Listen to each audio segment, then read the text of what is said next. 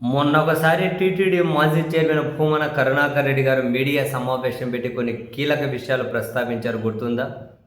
AP tourism అంటే పర్యాటక శాఖకు సంబంధించిన భూమి ఏమో టీటీడీ వాళ్ళు తీసుకొని భూమార్పిడి కింద టీటీడీ భూమి ఏమో ఒబెరాయ్కి సంబంధించిన స్వరా హోటల్కి కేటాయిస్తున్నారు అని, పర్యాటక శాఖ నుంచి టీటీడీ తీసుకున్న భూమి ఏమో ధర చాలా తక్కువగా ఉంటే టీటీడీ ఇచ్చిన భూమి ఏమో బహిరంగ మార్కెట్లో 3,000 కోట్ల రూపాయలు విలువ చేసే భూమి అని.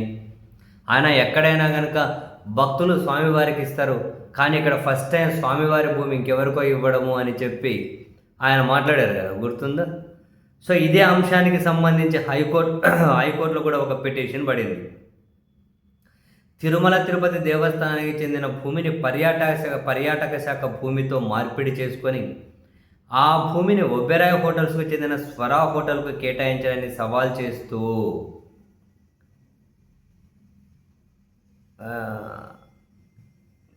తిరుక్షేత్రాల రక్షణ సమితి ప్రజా ప్రయోజన వ్యాజ్యం దాఖలు చేసింది. దాఖలు చేస్తే ఇరువైపుల వాళ్ళు వాదనలు వినిపించారు. పిటిషనర్ తరపున ఆయన వాదనలు వినిపించారు. ఒబెరాయ్ హోటల్స్కు భూమిని ఇచ్చేందుకే భూ మార్పిడిని తెరపైకి తీసుకొచ్చారని, శ్రీవారి భక్తుల కోసం ఆ స్థలాన్ని ఉపయోగిస్తామని చెప్పిన టీటీడీ ఆ తర్వాత మాట మార్చిందని వీళ్ళ వాదన ఏదో వినిపించారు.